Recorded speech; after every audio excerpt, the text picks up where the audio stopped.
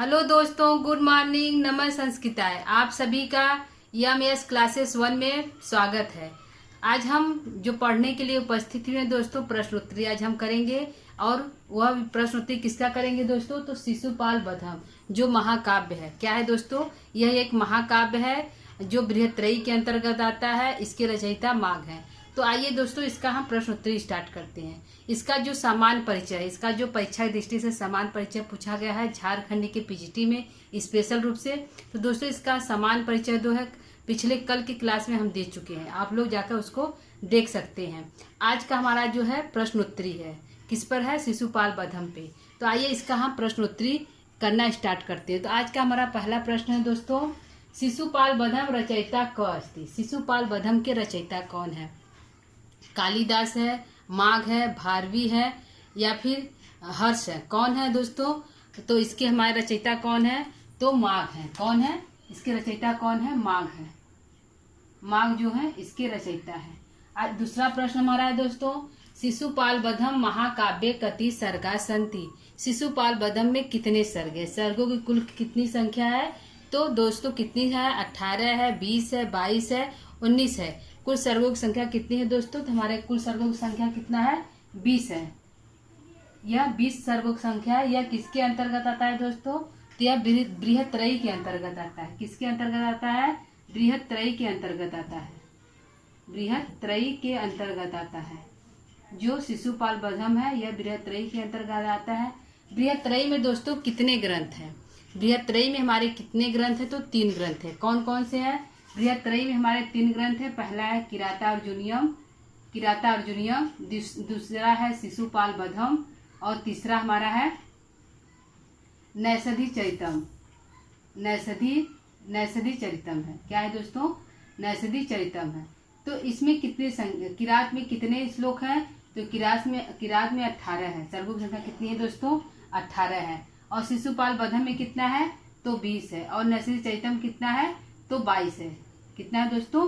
तो 22 है। सर्गों की संख्या क्या है? 18, 20, 22। तो 2 माइनस करेंगे दोस्तों तो प्लस करेंगे दोस्तों। 18 है तो 2 में 20 में 2 करेंगे तो 20 और 20 में 2 करेंगे तो 22। दोस्तों हमारा यह जो है बृहत्त्रयी का जो है सर्ग की संख्या है। ठीक है, आइए तीसरा प्रश्न देखते हैं कि तीसरा प्रश्न हमारा क्या है। तीसरा प्रश्न है, कस्य महाकाव्यस्य प्रारंभ समाप्ति च श्री शब्देन भवति। किस महाकाव्य का जो प्रारंभ है वह श्री शब्द से होता है और उसका अंत भी श्री शब्द से होता है। कौन सा ऐसा महाकाव्य है जो इसका प्रारंभ भी श्री से होता है, अंत भी होता है? तो कौन सा है दोस्तों?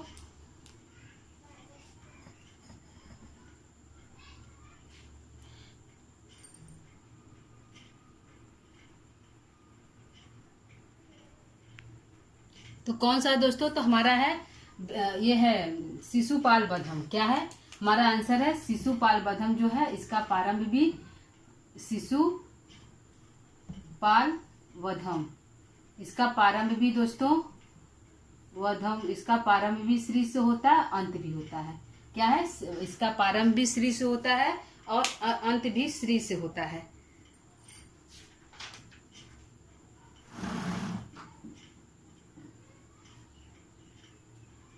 ठीक है। और किराता अर्जुनियम में दोस्तों प्रारंभ किससे होता है? ये तो शिशुपाल बधम का हो गया कि श्री शब्द से प्रारंभ भी होता है, श्री से प्रारंभ भी होता है और श्री से अंत भी होता है। ठीक है। तो किराता अर्जुनियम में दोस्तों किससे प्रारंभ होता है, किससे अंत होता है? तो किराता अर्जुनियम में भी श्री से प्रारंभ होता है और लक्ष्मी से अंत होता है। अंत में उसका लक्ष्मी शब्द है और शुरू में जो किराता अर्जुनियम में श्री शब्द है। ठीक है, इसको ध्यान रखिएगा दोस्तों की श्री और लक्ष्मी से प्रारंभ और अंत किराता अर्जुनियम का होता है, जबकि शिशुपाल बधम का श्री और अंत दोनों श्री शब्द से होता है। शिशुपाल बधम का प्रारंभ भी श्री से होता है, अंत भी श्री से होता है, जबकि किराता अर्जुनियम का प्रारंभ श्री से होता है और अंत लक्ष्मी से होता है। ठीक है, आइए हम चौथे प्रश्न को लेते हैं। हमारा चौथा प्रश्न है दोस्तों, शिशुपाल बधम महाकाव्यस कस्मिन सर्गे नारद कृष्ण संवाद प्राप्ति। शिशुपाल बधम महाकाव्य के किस सर्ग में नारद और श्री कृष्ण का संवाद है? किस सर्ग में है दोस्तों? तो नारद जो है अंतरिक्ष से आसमान से उतरते हुए द्वारकाधीश के पास आते हैं, यानी श्री कृष्ण के पास आते हैं और उनसे वार्तालाप करते हैं शिशुपाल को मारने के लिए, कि वह जो है हमारी जनता को उसी का जब हिरण्यकश्यप था और रावण था, और इस समय वह शिशुपाल के रूप में जन्म हुआ, तब से वह हमारे जो नागरिक हैं, जनता, उनको प्रताड़ित कर रहा है। तो उसको मारने के लिए, जो कि इसका एक कारण आप ही हैं, आप ही जो है शिशुपाल का वध कर सकते हैं। तो इस विषय में जो है कृष्ण और नारद का संवाद होता है कि शिशुपाल को कैसे मारा जाए। तो यह किस सर्ग में है? तो यह दोस्तों प्रथम सर्ग में है। किस सर्ग में है? प्रथम सर्ग में हमारा ये है नारद और कृष्ण का संवाद। किस सर्ग में है? प्रथम सर्ग में है। प्रथम सर्ग में है। प्रथम सर्ग में नारद और कृष्ण का संवाद है। ठीक है, अगला हम 5वां प्रश्न लेते हैं। शिशुपाल वधम मूल स्रोत क्या है? शिशुपाल वधम का मूल स्रोत क्या है? यह कहाँ से लिया गया? शिशुपाल वधम जो है, इसका मूल स्रोत क्या है दोस्तों? तो इसका मूल स्रोत क्या है दोस्तों? तो यह जो शिशुपाल वधम है, इसका मूल स्रोत जो है महाभारत के सभा पर्व से लिया गया है। ठीक है, पहला पर्व आदि पर्व है, दूसरा सभा पर्व है, तीसरा वन पर्व है। तो जो है शिशुपाल वधम का जो मूल स्रोत है सभा पर्व से है। क्या है? सभा पर्व से लिया गया है। सभा पर्व से। सभा पर्व कहाँ है दोस्तों? तो महाभारत में है। कहाँ है? महाभारत में जो है हमारा सभा पर्व है। ठीक है, हम 6वां प्रश्न लेते हैं। महाभारत आश्रित महाकाव्य अस्ति। महाभारत पर आश्रित महाकाव्य कौन सा है? जो महाभारत से लिया गया है, तो क्या लिया गया दोस्तों? शिशुपाल वधम को लिया गया सभा पर्व से। तो क्वेश्चन वहां बन रहा है कि महाभारत पर आश्रित कौन सा महाकाव्य है? तो कौन सा महाकाव्य है दोस्तों? ये है शिशुपाल वधम। क्या है? शिशुपाल वधम है। शिशुपाल वधम जो है हमारा महाभारत पर आश्रित है। ठीक है, ये हमारा 6वां प्रश्न का आंसर है। अगला हम देखते हैं 7वां प्रश्न। शिशुपाल वधम उपजीव्य अस्ति। शिशुपाल का उपजीव्य क्या है? यह कहाँ से लिया गया है? तो यह महाभारत के सभा पर्व से लिया गया है। कहाँ से लिया गया दोस्तों? महाभारत के सभा पर्व से लिया गया। इसका उपजीव्य क्या है? महाभारत के सभा पर्व। महाभारत के सभा पर्व से लिया गया है। सभा पर्व, महाभारत के सभा पर्व से लिया गया है शिशुपाल का उपजीव्य। हमारा 8वां प्रश्न है दोस्तों। शिशुपाल वधम किम वैशिष्टम। शिशुपाल वधम की क्या विशिष्टता है? शिशुपाल वधम की क्या विशिष्टता है दोस्तों? तो त्रयो गुण संति। क्या है? त्रयो गुण संति। क्या है दोस्तों? त्रयो गुण संति। त्रयो गुण संति। क्या होगा दोस्तों? माघे त्रयो गुण संति। माँ की क्या विशेषता है? तो त्रयो गुण संति। उपमा कालिदासस्य भारवे अर्थ गौरवम दंडी पद लालित्यम और माघे त्रयो गुण। क्या है दोस्तों? माघे त्रयो गुण।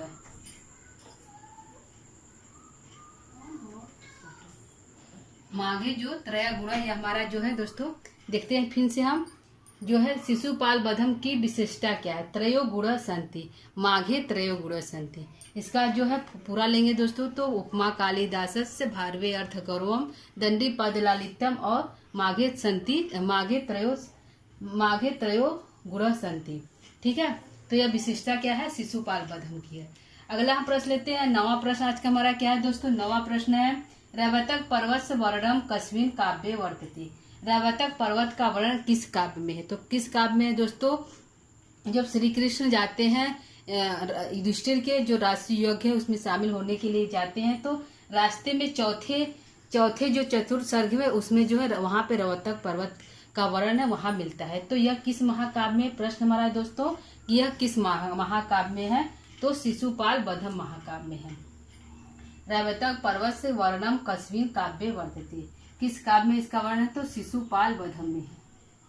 शिशुपाल वधम में इसका जो है रैवतक पर्वत का वर्णन किया गया है। अगला हम देखते हैं। श्रिया पति है श्रीमती शासितु जगत अस्मिन् श्रीमती कस अर्थम अस्ति। जो है श्रिया जो पति है, जो यह जो है दोस्तों मंगलाचरण है, सुक्ति के रूप में है। तो इसमें जो श्रियम पद है, श्रीमती जो पद है, इसका क्या अर्थ होता है? इसका अर्थ क्या है दोस्तों? तो इसका अर्थ जो यह लक्ष्मी के लिए आया है। किसके लिए आया है? यह जो शब्द है लक्ष्मी के लिए आया है। लक्ष्मी या लक्ष्मी के लिए यह जो शब्द है श्रीमती, जो शब्द किसके लिए आया है दोस्तों? तो लक्ष्मी के लिए आया है। ठीक है, यह प्रश्न इंपॉर्टेंट है, ध्यान दीजिएगा कि श्रीयपति श्रीमती में श्रीमती जो शब्द है वो किसके लिए आया है? तो लक्ष्मी के लिए आया है। अगला प्रश्न है, नौ सर्ग गते माघे नौ शब्दों न विद्यते इति उक्ति प्रसिद्ध। यह उक्ति कहाँ प्रसिद्ध है? यह उक्ति जी कहाँ प्रसिद्ध है दोस्तों? अर्थ है इसका, नौ सर्ग जाते जाते, जो माघ है 9 शब्द, किसी भी मतलब कि एक शब्द का वह बार बार प्रयोग नहीं किए हैं। 9 सर्ग तक उन्होंने नए नए शब्दों का प्रयोग किया है। क्या किया है दोस्तों? 9 सर्ग जाते जाते उन्होंने एक ही शब्द को दोहराया नहीं है। उस शब्द का पर्यायवाची लिया है, लेकिन एक ही शब्द को दोबारा नहीं लिए हैं। तो यह कहा गया है कि 9 सर्ग गते माघे 9 शब्दों न विद्यते। 9वें सर्ग में माघ ने नए नए शब्दों का प्रयोग किया है। तो यह शब्द जो है, यह उक्ति कहाँ प्रसिद्ध है? तो कहाँ प्रसिद्ध है दोस्तों? शिशुपाल बधम में। कहाँ प्रसिद्ध है? शिशुपाल बधम में यह उक्ति, शिशुपाल बधम में यह युक्ति प्रसिद्ध है। इन्होंने माघ ने एक शब्द का प्रयोग उसी रूप में नहीं किया, उसका पर्यायवाची लिया है। जैसे कमल फूल है तो कुसुम है, पुष्प है, इस तरह से शब्दों को लिया है। अगला है, देखते हैं, महाकवि माघ कस राजश्रय प्राप्तवान। महाकवि माघ किस राजा के आश्रित कवि थे? तो किस राजा के आश्रित कवि थे दोस्तों?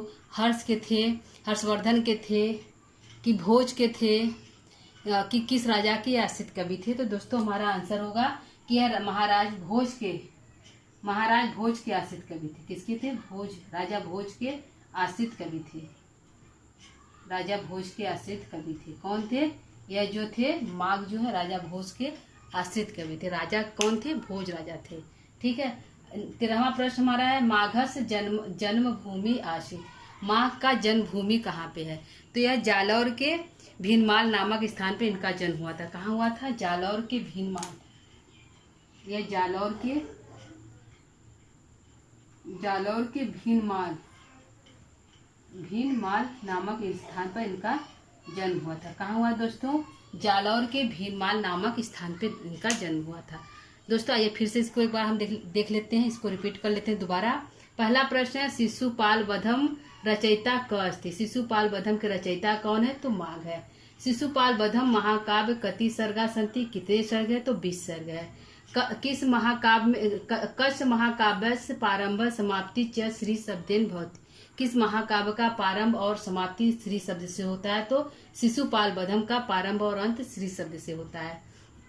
शिशुपाल बधम महाकाव्यम कस्मिन् सर्गे नारद कृष्ण संवाद प्राप्ति। तो कृष्ण और नारद का संवाद किस सर्ग में होता है? तो प्रथम सर्ग में होता है। अगला प्रश्न है, शिशुपाल बधम मूल स्रोत का। शिशुपाल बधम का मूल स्रोत क्या है? तो सभा पर्व है, जो महाभारत से लिया गया है। अगला प्रश्न है, महाभारत आश्रित महाकाव्य आश्रित। महाभारत पर आश्रित कौन सा महाकाव्य है? तो शिशुपाल बधम है। क्या है दोस्तों? शिशुपाल बधम जो हमारा महाकाव्य पे आश्रित है। अगला प्रश्न है, शिशुपाल बधम उपजीव्य अस्ति। शिशुपाल बधम का उपजीव क्या है दोस्तों? तो महाभारत है। क्या है? महाभारत का सभा पर्व है। अगला प्रश्न है, शिशुपाल बधस्य किम वैशिष्टता। शिशुपाल वध की क्या विशेषता है? तो माघे त्रयो संति गुरह, यह जो त्रयो गुरह संति जो है माघ के लिए आया है। ठीक। अगला है, रैवतक पर्वत का वर्णन किस काव्य में है? तो शिशुपाल बधम में है। श्रियपति श्रीमती जो है, इसमें श्रीमती शब्द किसके लिए आया है? तो लक्ष्मी के लिए है। किसके लिए है? लक्ष्मी के लिए है। 9 सर्ग गते माघे 9 शब्दों न विद्यते, यह उक्ति किस महाकाव्य में प्रसिद्ध है दोस्तों? तो शिशुपाल बधम में प्रसिद्ध है। ठीक। अगला प्रश्न है, महाकवि माघ कस राजस्व प्राप्त। महाकवि माघ किस राजा के राजस्व कवि थे? तो राजा भोज के थे। ठीक है। महाकवि का जन्मभूमि आश्रित कहाँ पे था? तो यह जालौर के भीनमाल नामक स्थान पर थे। ठीक है दोस्तों, तो आइए इसके हम कुछ प्रश्नों को और देख लेते हैं कि इसका और कुछ प्रश्न क्या है। आप यदि उतारना चाहते हैं तो उतार सकते हैं दोस्तों, पूछ करके लिख सकते हैं। आगे के कुछ प्रश्नों को हम और देख लेते हैं।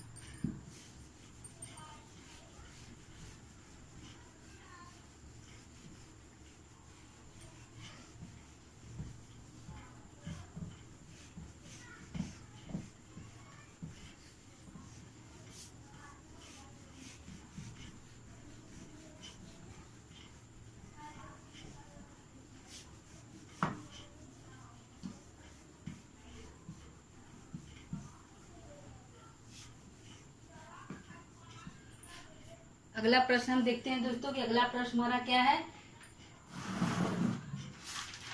अगला प्रश्न है कि शिशुपाल बधे प्रतिनायक का, शिशुपाल बधम का प्रतिनायक क्या है। क्या है दोस्तों? शिशुपाल बधे प्रतिनायक का, शिशुपाल बधे प्रतिनायक का, प्रतिनायक कौन है, यानी खलनायक कौन है? कौन है दोस्तों प्रतिनायक कह? प्रतिनायक कौन है? प्रतिनायक कह संत, प्रतिनायक कौन है? कौन है दोस्तों प्रतिनायक कौन है? तो हमारा आंसर है शिशुपाल बधम का प्रतिनायक शिशुपाल ही है। कौन है दोस्तों? शिशुपाल बधम का जो है तो यह शिशुपाल ही इसका प्रतिनायक है। क्या है दोस्तों? शिशुपाल है,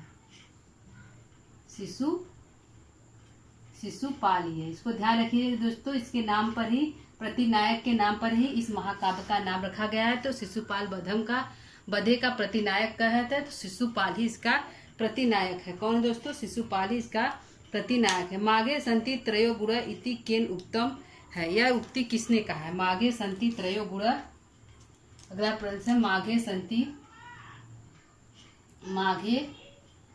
संति त्रयो गुण, माघे संति त्रयो गुण का उक्ति, माघे संति त्रयो गुण का उक्ति, यह उक्ति किसकी है? यह उक्ति किसकी है दोस्तों? माघे संति त्रयो गुण इति केन उत्तम, यह केन उत्तम इति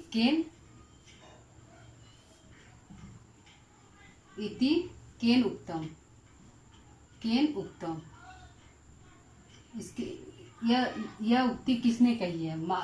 माघे संति त्रयो गुण, यह उक्ति किसने कही है दोस्तों? तो यह उक्ति उद्भट ने कहा है। कौन कहा है? उद्भट ने कहा है।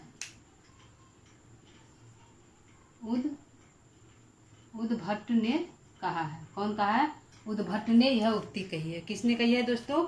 उद्भट ने कहा है। उद्भट ने कहा है। उद्भट ने कहा है। किसने कहा?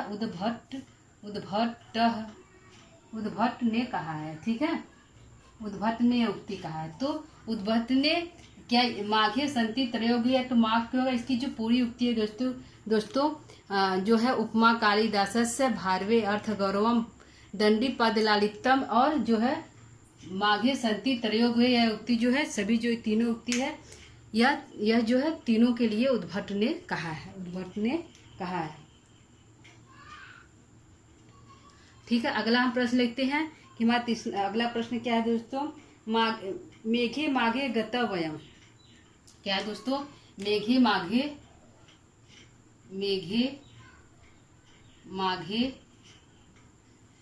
गतम वय, मेघे माघे गतम वय इति उक्तम,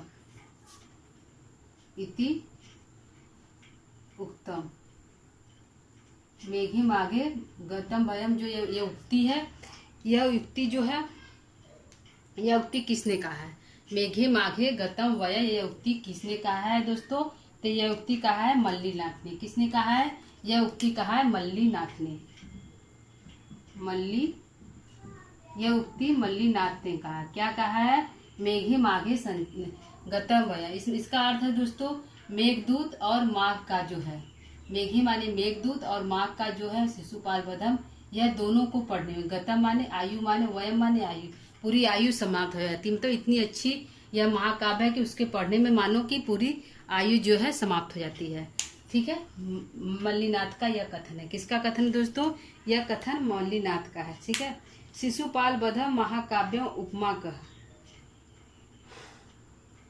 शिशुपाल बधम महाकाव्य की उपमा क्या है? शिशुपाल बधम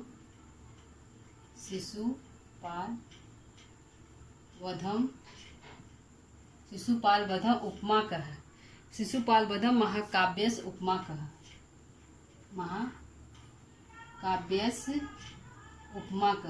महाकाव्यस उपमा कह। क्या है दोस्तों? महाकाव्यस उपमा कह। शिशुपाल बधम महाकाव्य का उपमा क्या है? क्या कहा गया शिशुपाल बधम को? क्या कहा गया है दोस्तों? श्रेयांत महाकाव्य। क्या कहा गया है? श्रेयांत महाकाव्य।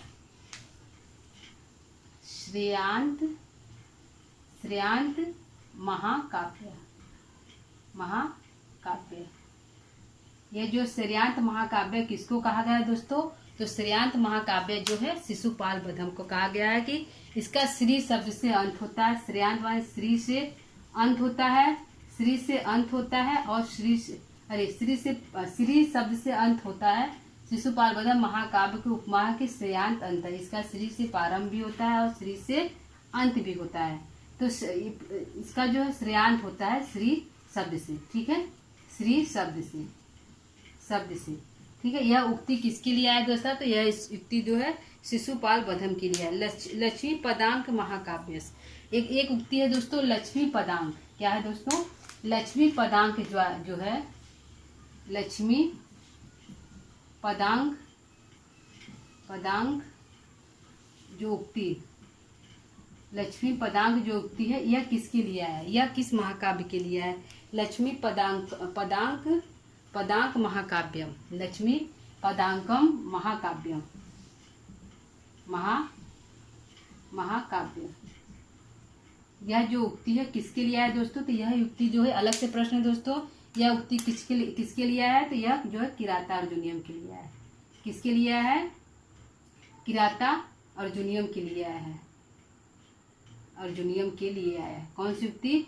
लक्ष्मी पदांक महाकाव्य।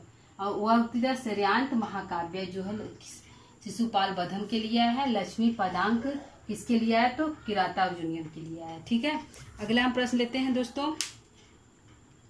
शिशुपाल बधम एकाक्षर श्लोक कस्मिन् सर्गे विद्यते। शिशुपाल बध में जो है शिशुपाल बधम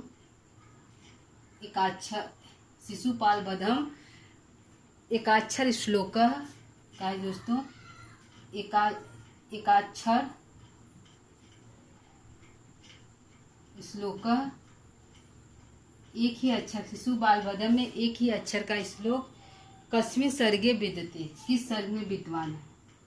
कस्मिन् सर्गे विद्यते।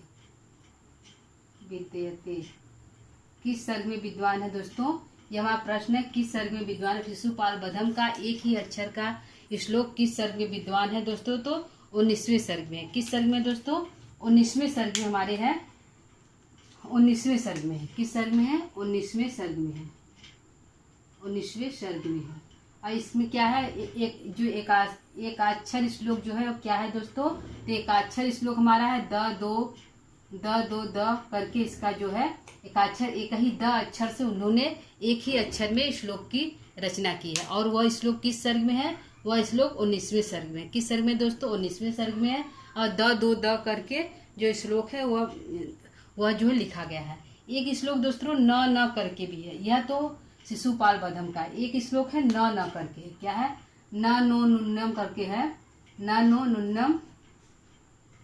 नुन्नम करके। तो यह श्लोक कहाँ का है दोस्तों? यह पंक्ति कहाँ की है? न करके श्लोक कहाँ है? तो यह किराता अर्जुनियम में है। कहाँ में है दोस्तों? किराता अर्जुनियम में है। यह जो है किराता अर्जुनियम में न करके है। और द करके कहाँ पे है? शिशुपाल बधम में। शिशुपाल में यह जो है द करके है और न करके है किराता अर्जुनियम में। दोस्तों हमारा प्रश्न है, शिशुपाल बधम में एकाक्षर श्लोक किस सर्ग में विद्वान है? किस सर्ग में विद्वान है दोस्तों? तो 19 सर्ग में विद्वान है। ठीक है, किस सर्ग में विद्वान है? 19 सर्ग में हमारा विद्वान है, जो है 19 सर्ग में है द करके। ठीक है, अगला हमारा प्रश्न है,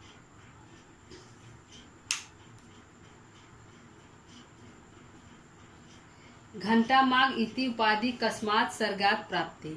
घंटा माग, अगला है घंटा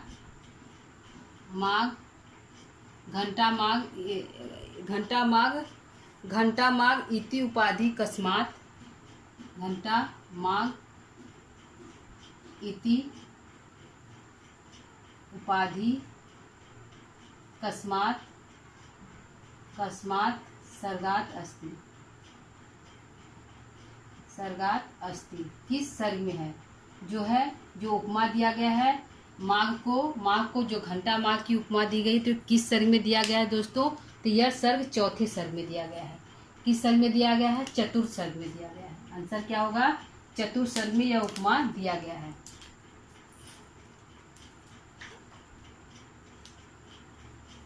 किस सर्ग में दिया गया है दोस्तों? चतुर्थ सर्ग में दिया गया है। चतुर्थ सर्ग में दिया गया है। तो चतुर्थ सर्ग में उपमा कैसे दिया गया दोस्तों?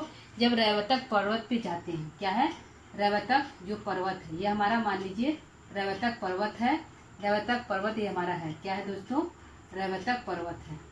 ठीक है। यहाँ पे एक तरफ सूर्य जो है अस्त हो रहा है। क्या है? सूर्य हमारा अस्त हो रहा है। यह जो है सूर्य अस्त हो रहा है और चंद्र जो उदित, क्योंकि रात हो गया है तो रैवतक पर्वत भी कृष्ण भगवान और उनके सैनिक जो डेरा डाल देते हैं, तो जो है चंद्र उदित हो रहा है। चंद्र उदित हो रहा है। उदित हो रहा है। चंद्र जो है, सूर्य जो है अस्त हो रहा है। सूर्य अस्त हो रहा है और सूर्य जो है अस्त हो रहा है, चंद्र उदित हो रहा है। तो इस अथवा को देखकर, स्थिति को देखकर जो कवि माघ है उन्होंने, जो कवि है और कवि उन्होंने इसको घंटा माघ की उपाधि दी है। क्या कहा है कि यह मानो 2 घंटे हैं, 2 घंटे के समान बज रहे हैं। तो यह क्या है? रैवतक पर्वत पर यह वर्णन किया गया है चतुर्थ सर्ग में। कहाँ किया गया है? चतुर्थ सर्ग में घंटा माघ को, कवि माघ को घंटा माघ की उपाधि दी गई है। ठीक है, ये हमारा आंसर है। ठीक है, तो इसको आप ध्यान रखकर दोस्तों लगा सकते हैं कि चतुर्थ सर्ग में जब श्री कृष्ण और उनके सैनिक शाम हो जाती है तो वहाँ पे अपना डेरा डालकर वहाँ पे रहते, रात वहीं पे रैवतक पर्वत पर ही व्यतीत करते हैं।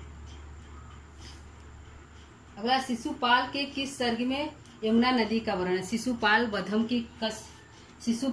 के किस सर्ग में? इंपॉर्टेंट क्वेश्चन है दोस्तों, पूछा गया है। शिशुपाल वधम कस्मिन सर्गात यमुना वर्णम। कस्मिन सर्गात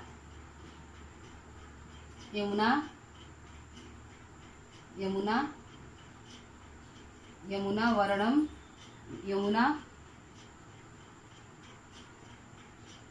अस्ति। किस सर्ग में यमुना का वर्णन किया गया है? किस सर्ग में किया गया है दोस्तों? शिशुपाल वधम के किस सर्ग में यमुना का वर्णन किया गया है दोस्तों? तो यमुना का वर्णन हमारे किस सर्ग में है?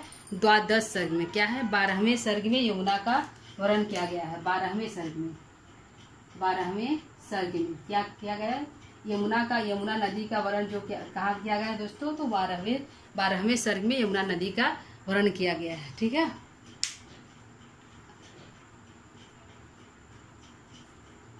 और अगला प्रश्न दोस्तों, शिशुपाल वधम में कितने श्लोक है? शिशुपाल वधम कस्य श्लोकम अस्ति? शिशुपाल वधम कस्य श्लोकः सन्ति? कितने श्लोक है शिशुपाल वधम में? कितने श्लोक हैं दोस्तों? तो शिशुपाल वधम के प्रथम सर्ग में दोस्तों, प्रथम सर्ग कस्य श्लोक, प्रथम सर्ग कस्य श्लोक सन्ति? प्रथम सर्ग कस्य श्लोक सन्ति? कितने श्लोक है दोस्तों? प्रथम सर्ग में कितने श्लोक है? तो प्रथम सर्ग में श्लोकों की संख्या दोस्तों 75 है, यानी 75 श्लोक हैं। कितने श्लोक हैं? 75 श्लोक हैं। और पहले श्लोक में इसमें जो छंद का प्रयोग किया गया है, तो इसमें छंद, प्रथम सर्ग में किस छंद का प्रयोग किया गया है दोस्तों? तो वंशस्थ छंद का। जो है 75 श्लोक हैं, तो जो है 73वें श्लोक में दोस्तों वंशस्थ छंद का प्रयोग किया गया है और 74वें में हमारा 74वें पुष्पाताग्रता छंद का प्रयोग किया गया है और जो है 75वें में जो है साधुर विकृति छंद का प्रयोग किया गया है। ठीक है, यह जो है छंदों का प्रयोग किया गया है 75 स्कूलों के 73वें वंशस्थ, 74वें पुष्पिताग्रह और 75वें में साधुर विकृति छंद का प्रयोग किया गया है। ठीक है दोस्तों, तो आइए प्रश्नों को एक बार फिर से देख लेते हैं। शिशुपाल वधम का प्रतिनायक कौन है? तो शिशुपाल ही है दोस्तों, क्योंकि शिशुपाल प्रतिनायक के नाम पर ही शिशुपाल वधम पड़ा है। अगला प्रश्न, माघे संति त्रय गुण इति केन उत्तम? यह उक्ति किसने कहा गया? तो उद्भट ने कहा है। किसने कहा? उद्भट ने कहा है। मेघे माघे गत वयम इति उक्तम, यह उक्ति किसने कहा है? मेघे माघे किसने कहा है? माघे संति किसने कहा है? तो माघे संति उद्भट ने कहा है और मेघे माघे जो है मल्लिनाथ ने कहा है। अगला प्रश्न, शिशुपाल बधम में महाकाव्य में उपमा कह। शिशुपाल बधम महाकाव्य की उपमा क्या है कौन सी है? श्रेयांत महाकाव्य। क्या है?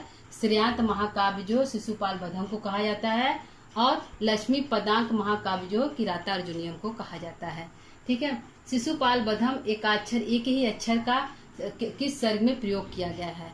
द जो इनका श्लोक है शिशुमाघ का, वह किस सर्ग में प्रयोग किया गया है दोस्तों? तो 19वें सर्ग में प्रयोग किया गया है। 19वें सर्ग में जो है द का प्रयोग किया गया है। और उसी तरह दोस्तों न नोनु नुन्नम जो है यह किस महाकाव्य में प्रयोग किया गया? न अक्षर से तो किरातार्जुनीयम में कहा गया है। द से शिशुपाल बध में किया गया है। ठीक है। घंटा माघ जो इति उपाधि कस्मात सर्गात अस्ति, घंटा माघ नाम की उपाधि जो किस सर्ग में दिया गया है दोस्तों? तो चतुर्थ सर्ग में दिया गया है। सूर्य के उदित और सूर्य